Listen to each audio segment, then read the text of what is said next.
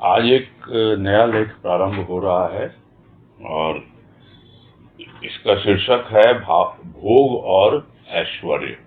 यह भावगण क्रमांक 19 में प्रकाशित हुआ था। भोग और ऐश्वर्य एक दो शब्द हैं और दोनों के बारे में थोड़ा बहुत हम लोगों को पता है और इसकी जो भी गहराई है, इसके जो अलग अलग रूप हैं, उसके बारे में हम परिचित होंगे जब पढ़ेंगे इसको। जो लेख सुलोचनाबाई ने लिखा है, मौसी जी ने, सिर्फ शीर्षक देख करके यही समझ में आ रहा है कि भोग तो बहुत कॉमन चीज है और सबसे कॉमन बात भोग के बारे में यही आती है कि जो कुछ भी दिया हुआ है परमात्मा का हमको, हम उसका नहीं समझते बल्कि अपनी कमाई समझ के हम उसमें लिप्त हो जाते हैं। भोग की विशेषता यही है कि जिसमें आसक्ति हो जाती है वही वस्तु या व्यक्ति या भाव वो भोग का रूप ग्रहण कर लेता है। यानी आसक्ति भोग के लिए परम आवश्यक है। और दूसरी बात जो ऐश्वर्य की आ रही है, तो ऐश्वर्य का एक तात्पर्य तो होता है जो ईश्वरीय संपदा है, किंतु वो ईश्वरीय संपदा को ऐश्वर्य न मान करके जो कुछ भी वो कमाई कर रहा है, जो भी धन संपत्ति उपार्जन कर रहा है, जो भी एक लग्जूरियस लाइफ लीड कर रहा है, जो एक वैभवपूर्ण जीवन व्यतीत कर रहा है, वो उसी को अपना ऐश्वर्य मान बैठता है। तो इस प्रकार भोग और ऐश्वर्य, इनके क्या क्या रूप बनते हैं, किन किन भावों में, विचारों में हम भोग और ऐश्वर्य की अलग अलग अनुभूति पाते हैं, अलग अलग दृष्टिकोण से हम देख पाते हैं, यह इस लेख में हमको समझ में आना चाहिए। तो शुरू करते हैं। तो कह रहे हैं मौसी जी कि भोग में उलझा हुआ व्यक्ति ऐश्वर्य चाहता है। ऐश्वर्य भोग के लिए है या जीवन का साधन है, यह विचारणीय भाव है। ऐश्वर्य को साधन न समझ पाया तो ऐश्वर्य भोग बन गया तथा ऐश्वर्य में ही भोग खोजने लगा। उपासक बन गया स्थूल का। संपूर्ण जगत में ऐश्वर्य की चमक बिजली की तरह चमकती नजर आती है और मनुष्य इस चमक को देख अपना अस्तित्व भूल बैठता है। भोग क्षणिक सुख की लालसा है और है इंद्रियों का क्षणिक रस। सुख की कामना ने क्या क्या दिखाया, क्या क्या कराया। कामना काम बन गई। बाहर की अग्नि तो शांत भी हो जाती, उस पर जल के छींटे डाले जाते हैं, किंतु भीतर की कामना पर कौन जल छींटता है। और पहली पंक्ति में ही बतला दे रहे हैं और जो भाव समझ में यही आ रहा है कि यहाँ भोग की बात हो रही है, यानी आसक्ति की बात हो रही है कि जो भोग में उलझा हुआ, यानी वस्तुओं में, व्यक्तियों में या तरह तरह के विचारों में किसी भी रूप में वो आसक्त हो जाता है, यानी वो भूल जाता है अपने आप को, वो भूल जाता है सब कुछ और उस अवस्था में जो एकमात्र उसके मन में विचार चल रहा होता है वो उसी में उलझा रहता है और उसी में आसक्त बना रहता है, उसी में डूबा रहता है। तो भोग में उलझा हुआ है व्यक्ति, तो ऐश्वर्य चाहता है। यहाँ ऐश्वर्य से तात्पर्य वही वैभव, धन संपत्ति इत्यादि, क्योंकि वो उलझा हुआ है। उसको पता है कि ये जो धन संपत्ति है मैं किस लिए कमा रहा हूँ, यह भोगने के लिए तो, और आराम से जीवन बिता पाऊं और थोड़े से में ही, जिसको हम साधारण रूप में कहा करते हैं कि आवश्यकताओं की तो बहुत सीमित आवश्यकता है, यानी आवश्यक वस्तुएं बहुत कम हैं, किंतु जो हमें विलासिता के लिए यानी लग्जरी के लिए चाहिए उसका कोई लिमिट ही नहीं है। तो ये ऐश्वर्य किस लिए चाहिए? जो धन संपत्ति, जो वैभव जो वो इकट्ठा कर रहा है, वो भोग में उलझा हुआ इसीलिए उसके पीछे लगा हुआ है।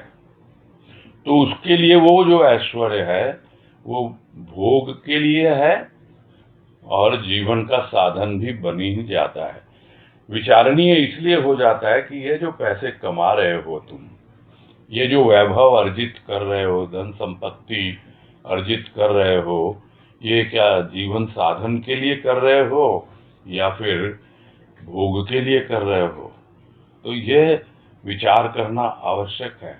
जीवन साधन के लिए कितना सा चाहिए पैसा, किंतु यदि भोग के लिए है तो तरह तरह के भोगों के लिए वो इस ऐश्वर्य के पीछे भागता रहता है। किंतु वो ऐश्वर्य है क्या? वो धन संपत्ति है क्या? वो तो साधन है।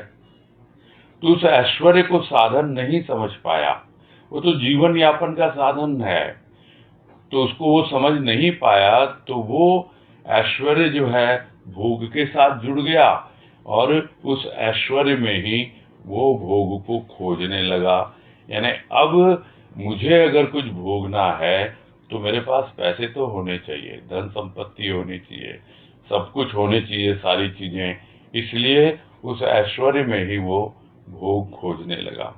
और इस प्रकार पूरी तरह से वो स्थूल का उपासक बन गया, यानी स्थूल की पूजा में लग गया। बाहर की पूजा, मूर्ति की पूजा, किसी को मानता भी है, श्रद्धा भी करता है, पूजा भी करता है, उपासना भी करता है, किंतु सिर्फ स्थूल के लिए करता है, क्योंकि वो तो अपनी धन संपत्ति, वैभव, ऐश्वर्य के नाम पर बढ़ाना चाहता है और उसको भोगना चाहता है, और यही एक जीवन उसका बन जाता है। और संपूर्ण जगत में इसी तरह के ऐश्वर्य की चमक दिखलाई देती है। और जब इन सब चमक को देखता है और बिजली की तरह चमकती है, यानी बड़ी आकर्षित करती है उसको, और वो भूल जाता है कि मैं क्यों आया था इस धरा पर, अपने अस्तित्व के बारे में, खुद के बारे में कुछ नहीं। चारों ओर ये जो चकाचौंध है धन दौलत की, रुपये पैसे की, और जो भी जितना पैसा कमा ले और वो उसी के आधार पर अपना दिखलाता है ऐश्वर्य, तो इतनी चकाचौंध में उलझ गया वो उस चमक को देखकर अपने आप को ही भूल बैठा और उसी चूहा दौड़ में शामिल हो गया। वो समझ नहीं पाता है कि जिस ऐश्वर्य को तुमको साधन समझना था, धन दौलत को, तुम उस ऐश्वर्य में भोग खोज रहे हो। और यह जो भोग है ये क्या है? ये तुमको थोड़ी देर के लिए कुछ सुख देता है। कोई भी वस्तु है, लाते हैं, नई नई होती है, बहुत अच्छी लगती है, कितना सा, तो क्षणिक सुख है यह भोग। और इंद्रियों का क्षणिक रस है। ये जो भी हमारी इंद्रियां हैं, कर्मेंद्रियां, ज्ञानेंद्रियां, उनको थोड़ी सी देर के लिए ही रस मिलता है भोग में, किंतु वो इतना आसक्त उसमें रहता है कि एक हुआ नहीं, फिर दूसरा, दूसरा हुआ नहीं, तीसरा, यानी वो भोग की सामग्री एकत्रित करता ही रहता है, समझ ही नहीं पाता ये क्षणिक सुख है, क्योंकि यह ऐसा सुख है जो ज्यादा टिकता नहीं है। सुख की कामना है किंतु भोग में तो क्षणिक सुख मिल रहा है, तो क्या करे वो, समझ नहीं पाता है। अगर देखे समझे ये सुख की जो कामना है, उसने मुझे कौन से दिन नहीं दिखाए, क्या क्या नहीं दिखाया मुझे अपने जीवन में, क्या क्या अवस्थाएं मेरी बनी हैं, और किस ढंग से मैं अभी भी इस सुख की कामना में ही उलझा हुआ हूँ, और इस सुख की कामना को पूरा करने के लिए क्या क्या नहीं करवाया मुझसे। तो ये जो सुख की कामना ने क्या क्या दिखाया, क्या क्या कराया, और अवस्था यह बन गई कि अब जो उसकी कामना है वो काम का रूप ग्रहण कर लेती है। काम, काम से मतलब क्या है? इंद्रिय सुख। कामदेव नाम पड़ गया एक देवता का, वो इंद्रिय सुख के माध्यम से वही उसकी कामना है, और वो कामना वासना बन गई उसकी। तो बाहर की अग्नि तो शांत हो भी जाए, कहीं आग लगी है, अग्निशमन वाला आता है, या हम भी अपने छोटे मोटे प्रयास से पानी डाल के भिजा देते हैं, थोड़ा जल का छींटा डाल देते हैं, कुछ कर देते हैं, किंतु भीतर भीतर की अग्नि जो है, कामना की, जो इंद्रिय सुख की अग्नि, वासना की अग्नि जो भीतर जल रही है, उस पर कौन जल डाले? कौन सा अग्निशमन विभाग है कि ये नंबर डायल करो और वहां से वो आ जाएगा? नंबर ही नहीं पता है अभी। तो यह अवस्था बनी हुई है एक साधारण प्राणी की, जो भोग में उलझा हुआ है और सिर्फ अपने वैभव के लिए, धन संपत्ति के लिए वो ऐश्वर्य चाहता है और उसी का जीवन व्यतीत कर रहा है।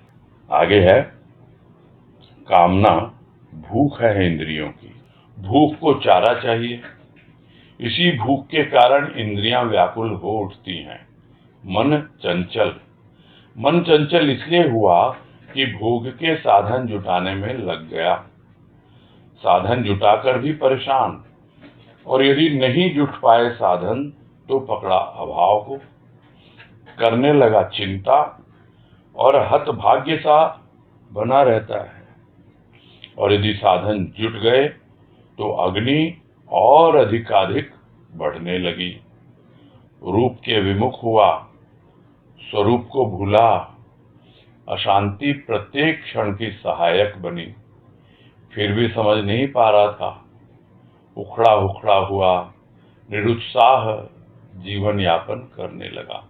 ये सब जो बता रहे हैं मौसी जी, एकदम स्पष्ट है। यही तो जीवन जीती है सारी दुनिया, और हम में से भी, हम अगर यह कहें कि ज्यादातर लोग इसी प्रकार का जीवन व्यतीत करते आ रहे हैं। यह तो थोड़ी बहुत सत्संग मिली है, थोड़ी कृपा हुई है गुरुदेव की, कि हम बातों को समझने का प्रयास करने लगे हैं, अपने जीवन को देखना सीख गए हैं। अन्यथा यह तो बड़ा स्वाभाविक है कि कामना है क्या, सबको पता है, इंद्रियों की भूख शांत करने के लिए ही ये कामना जागती है।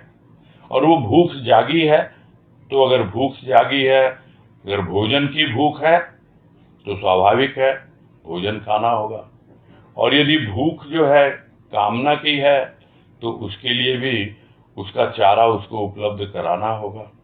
बस इसके लिए इंद्रियां व्याकुल हो उठती हैं कि भूख जागी है भाई, अब उसको कुछ भी बोल दो, आप नाम कुछ भी दे दो, इंद्रियां व्याकुल हो जाती हैं। यानी जितनी कर्मेंद्री ज्ञानेंद्री दसों की दसों पीछे पड़ जाती है मन के, और मन चंचल होके उन इंद्रियों के माध्यम से अपनी कामना की भूख जो है वो शांत करने के लिए चल पड़ता है। तो क्या करे फिर मन में चंचलता आई, क्योंकि इंद्रियों ने कर दिया उसको चंचल।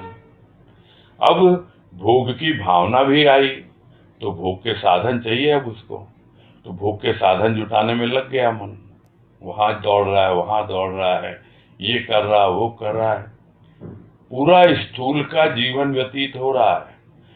स्थूल का उपासक बन करके अपनी सिर्फ कामनाओं की भूख शांत कर रहा है, या शांत करने में लगा हुआ है, साधन भी जुटा लिए, तो फिर अब परेशानी क्या है भाई?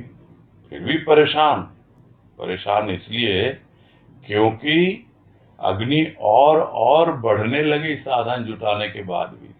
थोड़े से में तृप्त तो होता नहीं है, क्षणिक सुख है, आता है चला जाता है, और चाहिए, तो और चाहिए, तो उसके लिए क्या, वो वस्तुओं में है, वो उसमें साधन में है, परेशानी बनी रहती है। तो साधन अगर नहीं जुट पाए तो क्या करे, अब है नहीं रुपया पैसा, ये ले नहीं सकता, मन में तो था ये गाड़ी ले लेता, मन में तो था ये कर लेता, एक अच्छा सा घर ले लेता, किंतु वो नहीं हुआ, वो इतने पैसे नहीं जमा हुए, तो अभाव को पकड़ लिया, चिंता करने लग गया और अपने आप को हतभागा मान लेता है कि क्या है, मेरे भाग्य में कुछ भी नहीं है, और यदि जुट भी गए तो क्या हो गया, क्या शांत हो गया सब कुछ। तो यह अवस्था बन जाती है कि वास्तव में अपने आप को तो जानना बहुत दूर की बात है, यानी स्वरूप को तो भूल ही चुका है। जो उसका वास्तविक रूप है, जो एक मानव का रूप है, उसको भी भूल बैठा है वो तो। और इसलिए हर क्षण हर समय अशांति ही अशांति उसके जीवन में बनी रहती है और समझ नहीं पाता, उखड़ा उखड़ा सा रहता है।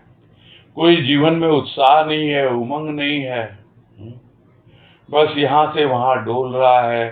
थोड़ी बहुत थी कामनाएं, इच्छाएं, वो गलत दिशा में चली गई और अब क्या जीवन है, न कोई उमंग है, न कोई तरंग है। ये जिंदगी है क्या, ये कटी पतंग है ही नहीं। किसी को डोर सौंप ही नहीं रखी तो कटी पतंग है ये, यहाँ से वहां जमाने की हवा उसको उड़ा रही है। उखड़ा उखड़ा यहाँ वहां डोलता, कोई उत्साह नहीं, कोई उमंग नहीं, और जीवन यापन कर रहा है। आगे कह रहे हैं, ऐश्वर्य में ईश्वरत्व था, भोग ईश्वर का प्रसाद था। भोग को वासना का रूप दिया, ऐश्वर्य को हास विलास समझा तथा समझा मन बहलाने का साधन।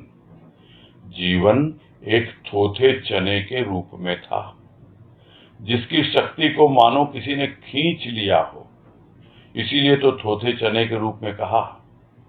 कुछ था तभी तो जगत में आया, बीज था तभी तो बीज का रूप कहलाया। बीज यानी तत्व शक्ति, स्थूल की सूक्ष्म की शक्ति।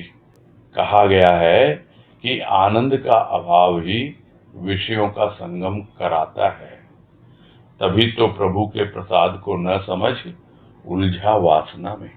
तो ऐश्वर्य में था तो ईश्वरत्व, जो बात शुरू में ही आई, जब इसकी जो हेडिंग है उसको पढ़ के भाव ले रहे थे, समझने की कोशिश कर रहे थे कि ऐश्वर्य यानी जो ईश्वरीय है, ईश्वर से संबंधित है, उसका एक अलग ऐश्वर्य होता है। तो वो था उसमें, ऐश्वर्य तो था, वो ईश्वर तत्व था उसमें। और वो जो भोग था, तो जैसे भगवान का प्रसाद होता है वैसे ईश्वर का प्रसाद था वो भोग। किंतु उसने किया क्या, भोग को समझ नहीं पाया और ऐश्वर्य को भी नहीं समझ पाया। भोग को तो वासना का रूप दे दिया, कामना का रूप दे दिया, और उसी में लिप्त रहा, आसक्त रहा।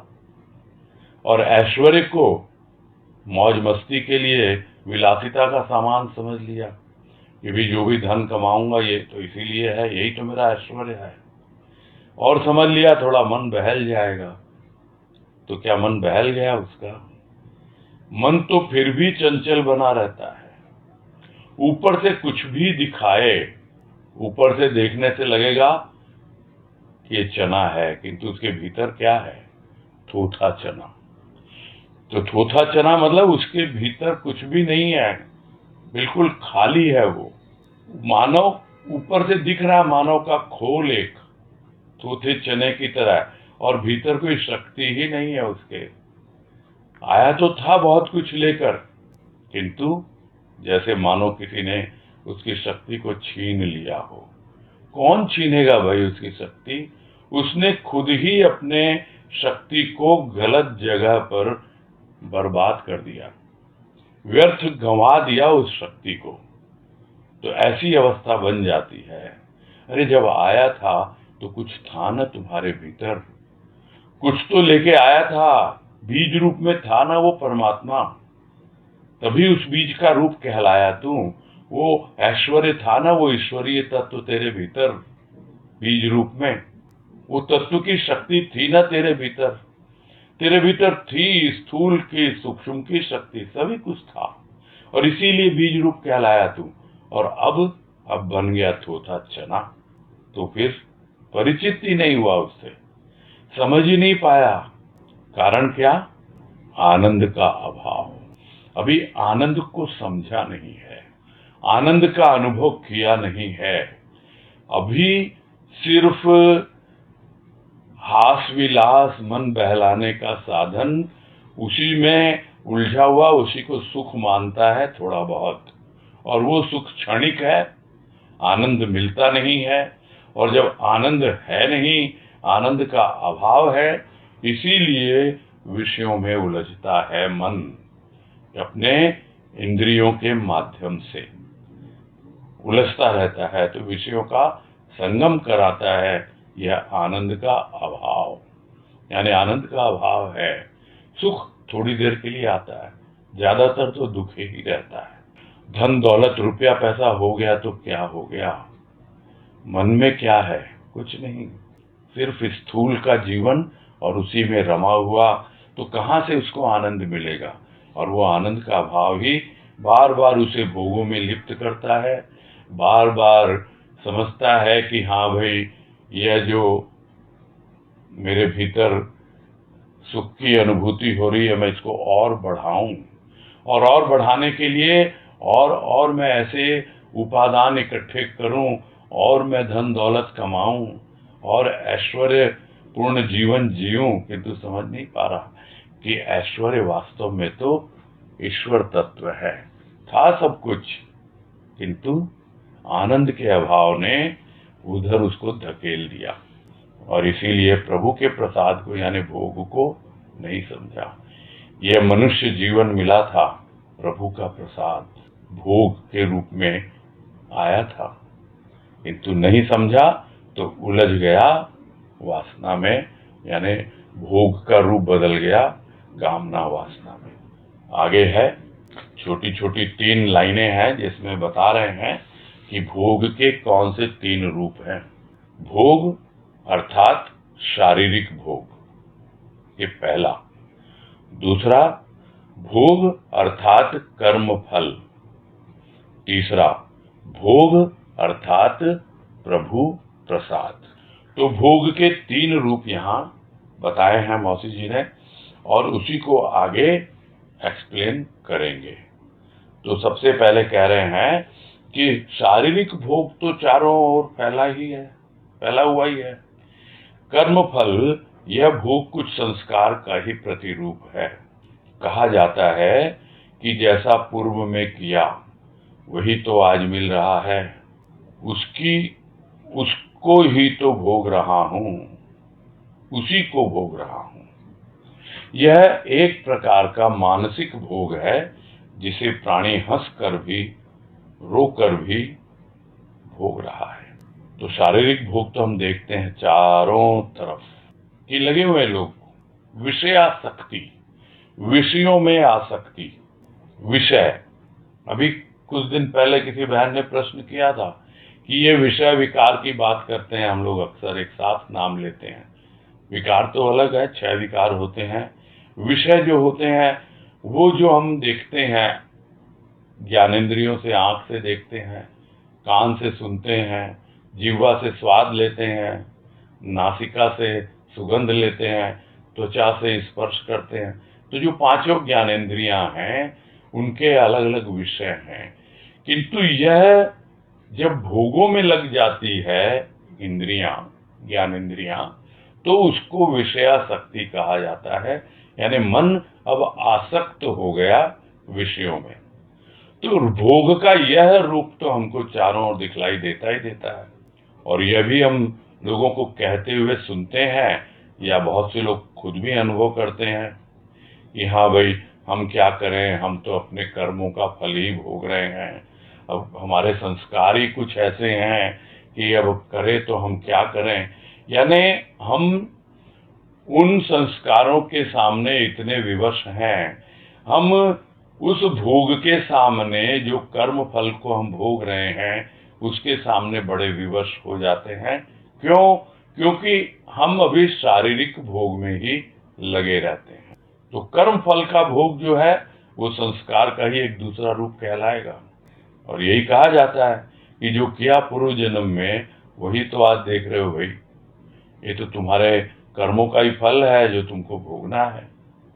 तो लोग भी मान लेते हैं, समझ लेते हैं। कि हाँ भाई उसी का फल तो मैं भोग रहा हूं। तो यह कौन भोगता है? इंद्रियां तो लगी हुई हैं स्थूल में, शारीरिक भोग में, और जब उसको सफलता मिल जाती है तो उसको लगता है मेरा बहुत बड़ा भाग्य है। लेकिन क्या हुआ? अशांति तो बनी रहती है ना। और जब नहीं मिलता तो अपने आप को हतभागा समझता है, मेरे भाग्य में है ही नहीं। लेकिन मिला क्या आखिर? ये तो मानसिक भोग हुआ ना। मन भोग रहा है इंद्रियों के माध्यम से, और भीतर में चल रहा है कि मेरा भाग्य ऐसा है। पूर्व जन्म के संस्कार वो बनते हैं प्रारब्ध। प्रारब्ध यानी कि साधारण भाषा में भाग्य। तो मैं तो अब मेरे भाग्य में ही नहीं है, मेरे तो कर्म ही ऐसे हैं, उसका फल भोग रहा हूं। तो इस तरह जीवन बीतता जाता है। यह मानसिक भोग बन जाता है और एक मानसिक रोग भी बन जाता है। तो अब करे तो क्या करे? हंस कर रो कर जिस तरह भी जीवन बीत रहा है, यही लगता है कि भाई मैं तो भोग रहा हूं अपने कर्म फल। कभी हंस लेता है, कभी रो लेता है। मानसिक भोग बना रहता है। शारीरिक भोग चारों ओर फैला हुआ है, दिखलाई दे रहा है, कामना वासना के रूप में। मानसिक भोग कर्म फल के रूप में भोग रहा है, हंसकर भी रोकर भी। तो फिर आगे क्या रह गया वो बतला रहे हैं। भोग यानी ग्रहण करना, सुख और आनंद को अपनी ओर खींचकर जीवन को सरस बनाना। जबकि वास्तविक रूप क्या है भोग का? यानी ग्रहण करना है। जैसे हम भोजन खा रहे हैं, यानी भोजन का भोग कर रहे हैं। तो भोग कर रहे हैं तो अच्छा लग रहा है, स्वादिष्ट है, वही व्यंजन है। ये तो एक भोजन का उदाहरण। सुख मिलता है तो वो सुख मिलता है। उसी तरह जब सुख में अनुभव करेंगे तो आनंद की अनुभूति होती है। तो भोग है किस लिए? ग्रहण करने की क्रिया का नाम है भोग। और सुख और आनंद को अपनी ओर खींचकर लाना और अपने जीवन को सरस बनाना, यानी जो तीसरा भोग है, जो प्रभु का प्रसाद है, उसका रूप अब समझाएंगे कि आपके भीतर जब तक यह भावना ना आए कि ये दोनों प्रकार के जो भोग हैं, शारीरिक भोग और कर्म फल का भोग, इससे आगे भी एक भोग है, वो है प्रभु का प्रसाद। और वो मुझे ग्रहण करना है, सिर्फ स्थूल रूप में नहीं। ये कोई ग्रहण करने का प्रसाद नहीं है, जिसको गुरुदेव ने एक वाणी में भी कहा है, पूरी वाणी याद नहीं है, उसका भाव यही है। यह कोई प्रसाद ऐसे भोजन करने का, भोगने का नहीं है। यह कोई भोग उस रूप में नहीं है। यह है हृदयंगम करने का, यानी हृदय में पहुंच जाए, उस आनंद को अपनी ओर लाकर हृदय तक पहुंचाएं, ताकि हमारा जीवन सरस बने। यह है भोग का तीसरा रूप। आगे कह रहे हैं, तन और मन का भोग। तन और मन का भोग। तन का भोग वासना का कारण। मन का भोग तो तभी जब मन का भोग के साथ योग हो। मन कुछ क्षण के लिए स्थिर हो तो मन का भोग, अन्यथा मन अशांत और चंचल ही बना रहता है। क्षुब्ध भाव सुख की कामना करता है, सुख के लिए भोग भोग रहा है, फिर भी न भोग हो रहा है न योग। गति और मति दोनों विपरीत, कर कुछ रहा है, हो कुछ और ही रहा है। भीतर से स्थित नहीं, लक्ष्य सम्मुख नहीं। कर्म कुछ कर रहा है, हृदय में अंतःकरण के विचार कुछ और ही हैं, भाव कुछ और ही है। ऐसे भोग में सुख कहाँ? तो भोग तो तन और मन का है। यदि हम समझ रहे हैं तन का भोग इंद्रियों के सुख के लिए है और मन का भोग हम कर्म फल को भोग रहे हैं, तो कहाँ हम समझ पाए भोग को? तो तन का भोग तो वासना का कारण बनता ही बनता है, और हम कामनाओं में, वासनाओं में लिप्त होते चले जाते हैं उस भोग के कारण। मन का भोग तो तभी होगा जब मन का उस भोग के साथ योग हो। यानी सिर्फ तन ही तन तक रहा सीमित, तब तो वो वासना का कारण है। किंतु यदि मन भी उसमें आ गया, यानी मन का उस भोग के साथ योग हो गया, तब जाकर के समझ में आएगा कि वो भोग सिर्फ तन तक सीमित नहीं है, मन भी भोग रहा है उसको। इसको हम एक उदाहरण से समझते हैं। जो भोजन की बात आती रहती है कि हम भोजन तो कर रहे हैं, तन तो भोजन कर रहा है, किंतु मन का योग नहीं है उस भोग के साथ। तब क्या होगा? भोजन कर तो रहे हैं, किंतु हमको कोई स्वाद ही नहीं मिल रहा उसका। देखते ही हैं अक्सर। तो जब तक मन का योग नहीं होता भोग के साथ, तब तक वो मन का भोग नहीं कहलाएगा। और उसके लिए क्या चाहिए? शांत होना चाहिए, स्थिर होना चाहिए मन, कि हम भोजन कर रहे हैं तो कम से कम हमारा दिमाग बिल्कुल शांत है, मन शांत है और एकदम आराम से हम भोजन कर रहे हैं। उसी तरह कुछ भी कर रहे हैं तो मन यदि शांत हो, कुछ क्षण के लिए स्थिर हो, तब तो मन का भोग समझ में आए कि मन का भोग होता क्या है। और वो होता नहीं है, इसलिए मन जो हमेशा अशांत और चंचल बना रहता है।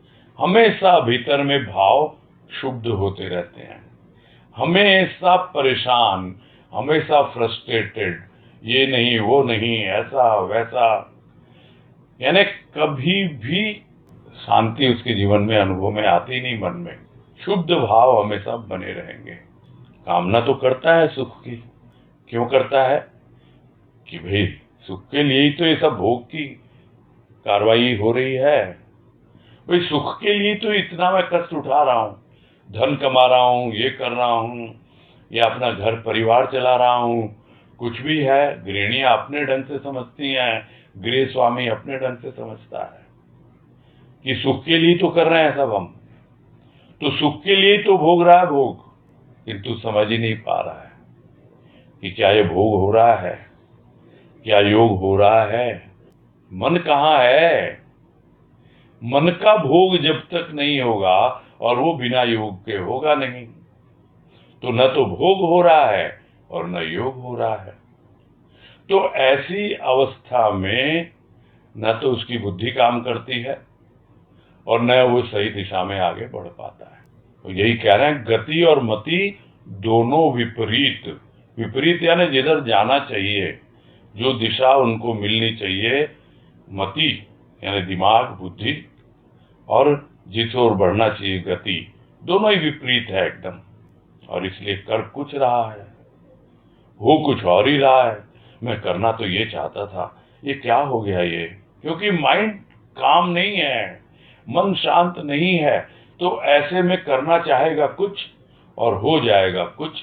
होता रहता है, ये बहुत कॉमन है, क्योंकि उसको तो इतना ज्यादा आसक्ति है उस वस्तु से, इतना इंद्रिय सुख उसे मिलता है, उसे इतनी आसक्ति है धन से, और उसी को उसने ऐश्वर्य समझ रखा है। तो क्या होगा? जीवन कर कुछ रहा होगा, हो कुछ रहा होगा, भीतर से स्थित नहीं है। कारण यही है, टिका हुआ नहीं है कहीं पर भी ये मन। क्यों नहीं टिका हुआ है? क्योंकि सामने कोई लक्ष्य ही नहीं है। जो लक्ष्य है वो पूरी तरह से स्थूल का है कि मुझे बहुत धन कमाना है, मुझे ऐश्वर्यशाली बनना है, खूब वैभव हो, खूब विलासिता की सामग्री हो। तो ये कोई लक्ष्य होता है जीवन का? ये लक्ष्य नहीं है। इस लक्ष्य को अपना के देख लिया, मन स्थिर नहीं होता, भीतर कोई स्थिति बनती नहीं है। इसलिए कर्म तो कर रहा है, कुछ न कुछ हो ही रहा है, कर भी रहा है, किंतु देखो भीतर में विचार क्या है। तो अंतःकरण के विचार कुछ और ही हैं, भाव कुछ और ही है, और कर कुछ और ही रहा है।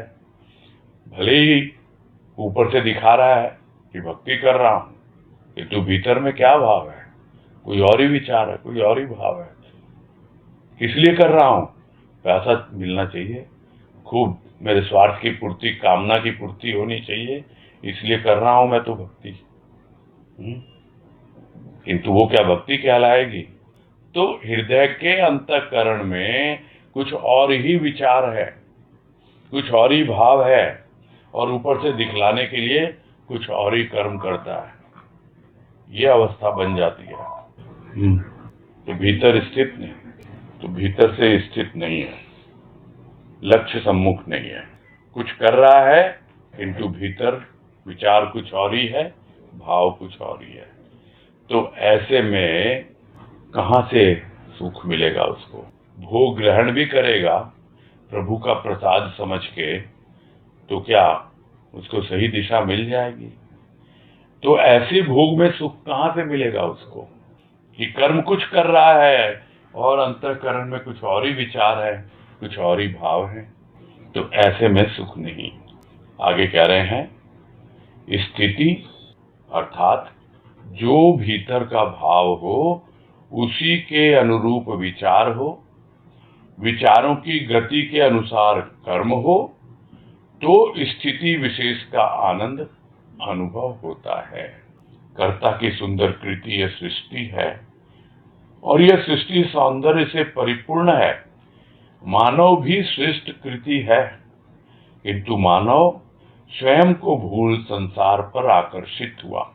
सौंदर्य को ऐश्वर्य न समझ सौंदर्य में भोग खोजने लगा। यही वासना बन गया। तन और मन के भोग की जहां तक गति है, वहां स्थूल संसार को अपनी ओर आकर्षित करना है। स्थूल में सुख की कामना लालसा है। आनंद अति अल्प यदा कदा। कामना और लालसा के बाद तृष्णा और मोह है। इसमें कई तरह की बातें आई हैं जो हमें समझनी चाहिए कि क्या होती है स्थिति। प्रश्न उठता है, बहुत से लोग पूछते भी रहते हैं मुझसे भी, भाई हम अब कैसे समझे क्या हमारी स्थिति है और कैसे अपनी स्थिति का मूल्यांकन करें। तो यहाँ स्पष्ट हो जाना चाहिए, और यह बिल्कुल ब्रह्म वाक्य है, इसमें कोई हेर फेर नहीं है। चाहे वो कोई भी लिख रहा हो, कोई भी बोल रहा हो, जो बात शुरू से होती है कि भाव की प्रधानता है, और वो बेसिक चीज है कि जो भी भीतर भाव है वहां से शुरू होती है चीजें, और उसके अनुसार हमारी भावना आगे बढ़ेगी, और उसी के अनुसार हमारा विचार हो, और उन विचारों के अनुसार हमारे कर्म हो। तब हमको मालूम पड़ेगा कि हमारी स्थिति क्या बनी है। क्योंकि पहले क्या था, पहले बाहर के जो कर्म थे उसके अनुसार हमारे भीतर विचार आए, और जो विचार आए उसके अनुसार हमारी भावना बनी, और उस भावना के अनुसार हमारे भाव बने। तो ये प्रोसेस तो हो गया पूरा, यानी बाहर से भीतर का। अब भीतर से जो बाहर का फिर बनेगा, तब हमको अपनी स्थिति का आनंद तभी आएगा जब सबके सब बिल्कुल क्या कहें, हार्मोनी में हो। जैसे अलग अलग सुर निकलते हैं, हार्मोनी, लेकिन वो सुर आपस में इतने गूथे हुए होते हैं कि एक अलग आनंद देके जाते हैं। हार्मोनियस रिलेशन जिसको हम कहते हैं, भीतर का भाव, उसके ही अनुसार विचार, उसी के अनुसार विचारों की गति, और फिर वैसे ही कर्म, तब ना आनंद का अनुभव आएगा। तब हम समझ पाएंगे कि हमारी क्या स्थिति है। और इसमें बीच में कहीं भी हेर फेर हो तो समझ लेना चाहिए कि भाई अभी तो कुछ स्थिति डावाडोल है। तो तभी आनंद की अनुभूति होगी। आनंद इसलिए नहीं आता क्योंकि हम साधारण रूप में तो कहते हैं कि कथनी और करनी में भेद है। करनी क्या, यहाँ तो इतना स्पष्ट रूप से समझ लेना चाहिए कि भीतर का भाव, उसके अनुरूप विचार, उसके अनुरूप कर्म, और फिर देखें कितना आनंद आता है। कोई है ही नहीं फिर हमको डिस्टर्ब करने वाला, इतना आनंद आएगा। वही स्थिति है। और करता कितना है, सृष्टि करता, कितनी सुंदर सृष्टि उसने बनाई है, इतने सौंदर्य से भरी हुई है। और मानव की तो बात ही छोड़ो, उससे सुंदर कोई है इस संसार में? किंतु मानव खुद को भूल करके यह इधर उधर ताक झांक करने लग गया। नाम प्रकृति का दे दिया और उस प्रकृति के सौंदर्य में जो ऐश्वर्य है, यानी ईश्वरीय तत्व छिपा हुआ है, उसको समझ पाया नहीं और बाहर में जो स्थूल प्रकृति में, उस सौंदर्य में वो भोग खोजने के लिए लग गया। और उसी को कहा जाता है आजकल की भाषा में कि वो प्रकृति का दोहन करना, स्वार्थ के वशीभूत होकर यह जो सर्वव्यापी प्रकृति है उसको अपने भोग की सामग्री बना ली। यह तो एक व्यापक रूप से है। अब एक एक इंडिविजुअल के रूप से हम देखें कि क्या है, जो ब्रह्मांड में है वो पिंड में है। तो एक व्यक्ति विशेष कहें, उसके बाहर की जो प्रकृति, हम उसी को उसका सौंदर्य मान लेते हैं। उसके भीतर जो ईश्वरीय तत्व है उसको हम समझ नहीं पाते हैं और ऊपर का सौंदर्य देख करके हम उसमें ही भोग खोजने लगते हैं और वही वासना का रूप बन जाता है।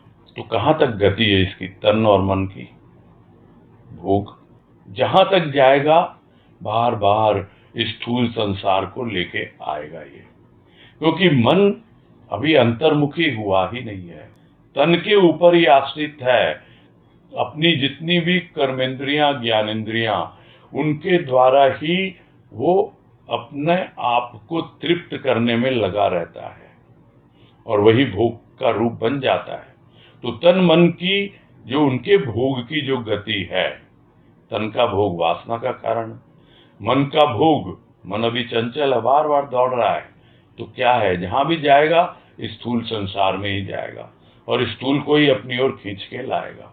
तो स्थूल में ज्यादा से ज्यादा क्या आएगा, सुख की कामना होगी, उसकी लालसा होगी, यानी और ज्यादा लालसा क्या होती है, बहुत ज्यादा जब किसी चीज की कामना हो जाती है, उत्कट अभिलाषा हम कह सकते हैं, यानी एक ऐसी अभिलाषा, ऐसी इच्छा कि वो रुके ही नहीं रुकती।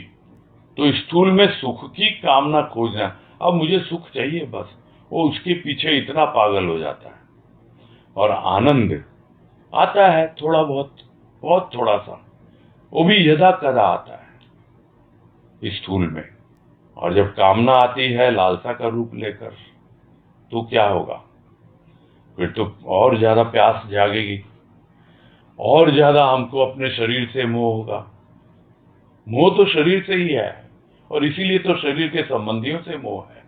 तो अपने शरीर से मोह जागेगा, अपने शरीर में जो भी है, अपनी इंद्रियों के सुख के लिए, उसकी कामना पूर्ति के लिए, उसके लिए लालसा आएगी और प्यास जागती रहेगी। ये ऐसी आग है जो कभी बुझती ही नहीं है, ये ऐसी प्यास है जो कभी मिटती ही नहीं है। आगे कह रहे हैं तीसरा भोग अर्थात प्रभु प्रसाद, यानी अर्पण समर्पण। ये संपूर्ण प्रसाद, फल जल काया माया, ये सब तेरे सम्मुख हैं प्रसाद रूप में। भोग और योग तो तेरी ही शक्ति है, यह जीवन भी तेरा प्रसाद है, जिसे मैं साध अर्थात प्रसन्न होकर स्वीकार करूं, पान करूं तेरा चरणामृत, तेरे चरणों में बैठकर, यही तो भोग है। यह विश्व क्या है, तेरी पूजा का थाल, और तू एक देवता है और तेरा उपासक पुजारी। विश्व रूपी थाल में सभी कुछ तेरी पूजा के साधन यानी पूजापा है। तेरा उपासक अर्पण में, त्याग में तेरा प्रसाद पाता है और साधारण मानव शरीर की भूख मिटाने के लिए ही आतुर रहता है। उसे न तेरे प्रसाद का ज्ञान है, न स्वयं का भान है। विश्व में दो ही तो रूप हैं, एक तू, एक मैं। तू और मैं के बीच संसार है। मैं जब तक तू के भाव में नहीं आता तो संसार के भोगों को भोग रहा है, संपूर्ण विश्व के आनंद को अपने भीतर समाना चाहता है, मगर संकीर्णता के कारण समा नहीं पाता। और मैं यदि तेरे चरणों में है तो विश्व के फल भी तेरे प्रसाद है। तेरे अर्पण करने वाला भोग सब कुछ ग्रहण करते हुए भी त्याग की चरम सीमा तक पहुंचा देता है। प्रसाद जीवन की स्वाद है और स्वाद आता है जीवन का साध होकर प्रसाद पाने वाले को। साधारण मानव के भोग विषाद और अवसाद बन जाते हैं। वासना विष की थैली है जिसमें मानव विषाद को एकत्रित करता रहता है। तेरा प्रसाद अमृत है जिसे पाकर मानव तृप्त हो जाता, जन्म जन्म के बंधन से मुक्त हो जाता है। ये थोड़ा लंबा है पैराग्राफ, जितना आज हो पाएगा करेंगे, बाकी कल लेंगे। लेकिन इसमें जो तीसरे भोग की बात हो रही है, यानी वो जो प्रभु का प्रसाद है, जिसको हम कहते हैं कि प्रभु का प्रसाद है, ये भोग लगाया गया है। तो अक्सर हम यही समझते हैं कि जो कुछ भी मिष्टान्न फल या इत्यादि जो कुछ भी प्रभु के सम्मुख रख दिया गया हो, उसकी मूर्ति के आगे, उसके चित्र के आगे इस प्रकार कुछ भी हमने रख दिया तो वो प्रभु का प्रसाद बन गया, उसको भोग लगा लिया मेरे भगवान ने। किंतु कहाँ से आया वो? हमने कुछ रखा ना उसके सामने, हमने कुछ अर्पण किया ना। तो हमने क्या अर्पण किया? यही प्रकृति से लिए हुए उपादान, यही फल फूल, यही जो भी मिठाई वगैरह जो बनाई या बनी हुई, वही तो प्रस्तुत की हमने, यही तो अर्पण किया। क्या हमने अपना समर्पण किया? क्या हमारा जीवन उसका भोग बन गया? क्या पूरी तरह से हमने समर्पित कर दिया अपने जीवन को? तो ये जितना कुछ भी है, फल है, जल है, ये काया है, ये माया है, ये क्या है? ये सब कुछ तो तेरा ही प्रसाद है, संपूर्ण प्रसाद है प्रभु का। और भक्त यही कह रहा है कि ये संपूर्ण प्रसाद, फल जल काया माया, ये सब तेरे सम्मुख है प्रसाद रूप में। अब मेरे पास क्या है पता नहीं मुझे, तो मुझे इतना ही समझ में आ रहा है कि भोग और योग ये तो तेरी ही शक्ति है, कि जब भोग ग्रहण करता हूं तो तुमसे योग हो जाता है। और अपने भीतर एक ऐसी छिपी हुई शक्ति को मैं प्रकट पाता हूं जो अंगड़ाई लेती है, समझाती है कि देख, अभी तक तो स्थूल के खेल में रमा हुआ था, स्थूल के भोगों में ही तेरा मन और तन लिप्त था, आसक्त था, इसलिए जो वास्तविक भोग, उसमें जो शक्ति है उसको तू समझ नहीं पा रहा है। तो जब तेरे भोग से मैं जुड़ा और पूरी तरह से समर्पण हो गया, सब कुछ तुम्हें अर्पित कर दिया, जो कुछ भी मेरा है वो मेरा कुछ भी नहीं, सब तेरा ही तेरा है। अब जो भी तू प्रसाद स्वरूप मुझे देगा, मैं उसे तुम्हारा प्रसाद मानकर, तुम्हारा भोग मानकर स्वीकार करूंगा और हमेशा तुमसे योग मेरा बना रहेगा। तो यह जब जीवन बनता है प्राणी का, तब जाकर वो योग और भोग की जो शक्ति है उससे अवगत होता है और यही कहता है कि ये जीवन भी तेरा प्रसाद ही है। तुमने ही तो दिया है मुझे ये जीवन, मैं कौन सा लेके आया? लोग कहते होंगे कर्मों का फल है, किंतु यह फल तो तुमने मुझे दिया है प्रसाद के रूप में, और मैं इसे प्रसन्न होकर स्वीकार करता हूं। करूं? यानी मेरे भीतर ऐसा भाव है, भक्त प्रश्न कर रहा है, क्या मैं इस तरह ग्रहण कर सकता हूं? तेरे चरणों में बैठकर मेरा चरणामृत तेरा मैं पान करूं, तो वो भी तो भोग ही है। बैठा हूं तेरे चरणों में, चरणामृत का पान कर रहा हूं, और जब व्यापक देखता हूं चारों ओर, पूरे विश्व में, पूरे ब्रह्मांड में, तो ये पूरा का पूरा विश्व एक पूजा का थाल नजर आता है। और सबका एक देवता तू ही तो है, तू ही तो ईश्वर है, तेरा ही तो ऐश्वर्य है, तेरा ही तो भोग लग रहा है। और जो तेरी उपासना कर रहा है, लोग उसे पुजारी कह देते हैं। तो इस विश्व रूपी थाल में सभी कुछ तेरी पूजा की तो सामग्री है, उसी का तो साधन है। अब कोई कुछ कहां से, यहां से, वहां से ले आए, वो लेके आए, लाके उसको अर्पण करता है तेरा उपासक। और जब अर्पण करता है तब वो जो अर्पण है उसमें उसके भीतर त्याग की भावना आती है, और वो जब त्याग करता है तो तेरा भोग पाने के लिए वो योग्य हो जाता है, यानी उसकी योग्यता आ जाती है उस त्याग के माध्यम से, और वो तेरा प्रसाद पाता है। जबकि साधारण प्राणी, साधारण मानव उसको देखें तो वो तो बस शरीर की भूख मिटाने के लिए ही आतुर रहता है। यदि आता भी है इस संसार में, समझ ही नहीं पाता ये उसी का दिया हुआ प्रसाद है, ये जो मनुष्य जीवन मिला है, यही समझता है कर्मों का फल भोग रहा हूं। अरे भाई, शरीर का भाव छोड़ेंगे, शरीर की भूख तो न जाने कितनी इतर योनियों में मिटाई है, तो क्या अभी भी इसी में लगे रहेंगे? क्योंकि उसे पता नहीं है, उसे तेरे प्रसाद का ज्ञान नहीं है, और नहीं अपने बारे में सोच रहा है। क्या है उसकी अवस्था वो तो वही जाने, किंतु भक्त जानता है कि इस पूरे विश्व में बस दो ही हैं, दो ही रूप हैं, एक तू और एक मैं। ज्ञानी कहेगा दो ही रूप है, पुरुष और प्रकृति।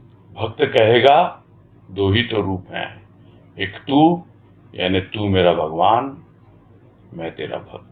किंतु उस तू और मैं के बीच में संसार भी है, और इस संसार को ही समझना है कि वास्तव में क्यों यह संसार तू और मैं के बीच में आ गया। अब और जो संसार है ये कैसा है? क्या यह संसार स्थूल का है? क्या यह संसार सूक्ष्म का है? यानी तू और मैं के बीच की जो दूरी है वो तभी पूरी होगी जब यह संसार, इसका लोप हो जाए, यानी स्थूल का सूक्ष्म का दोनों का लोप हो, तभी तू और मैं के बीच की दूरी पूरी हो। तो आज यही पूरा करते हैं, कल आगे कंटिन्यू करेंगे इस पैराग्राफ को। तनुश्री शर्मा बोलो। प्रणाम भैया। हाँ नमस्कार, बोलो।